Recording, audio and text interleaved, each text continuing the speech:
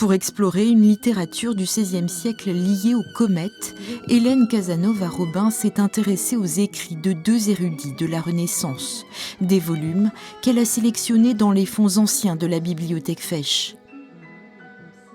C'est chez lui qu'on a trouvé le nom, même l'explication de comète. Comète, c'est Cometes Aster. Pendant 3 ans, 11 chercheurs de la Sorbonne sont venus explorer les livres séculaires de l'édifice pendant sa restauration. Chacun a composé son propre corpus d'ouvrages en fonction de son domaine d'expertise.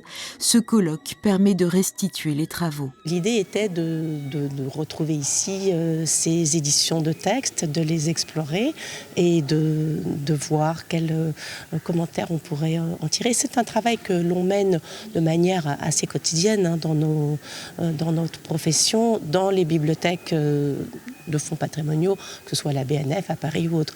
Mais j'avais à cœur, personnellement, de venir travailler à la bibliothèque Fesch. Françoise Gradiani s'est-elle penchée sur des livres illustrant les liens entre littérature, botanique et art des jardins à la Renaissance. La version qui est ici, celle de Ferretti, n'existe nulle part. On la trouve nulle part, c'est un exemplaire unique. Laetitia Ciccolini a exploré quant à elle la présence des pères de l'Église dans la bibliothèque du cardinal Fesch. Elle s'est notamment intéressée aux traductions de Tertullien en italien. J'avais vu dans un article scientifique la mention de cette traduction et elle avait attiré mon attention parce que c'est une traduction faite par une femme, une poétesse pisane, qui était une femme de lettres réputée dans son domaine et qui, au cours d'une crise religieuse, avait choisi de traduire cet auteur. Enfin, de son côté, Véronique Boudon-Millot a étudié les traités médicaux. Certaines éditions sont très rares puisqu'il n'en existe que 2 ou 3 autres exemplaires dans les bibliothèques européennes.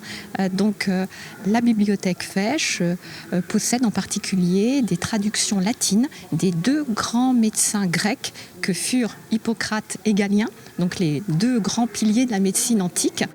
Et parce que ces fonds précieux comptent 30 000 volumes, la mission des chercheurs sera prolongée de 3 années supplémentaires pour continuer à s'approprier ces savoirs inédits.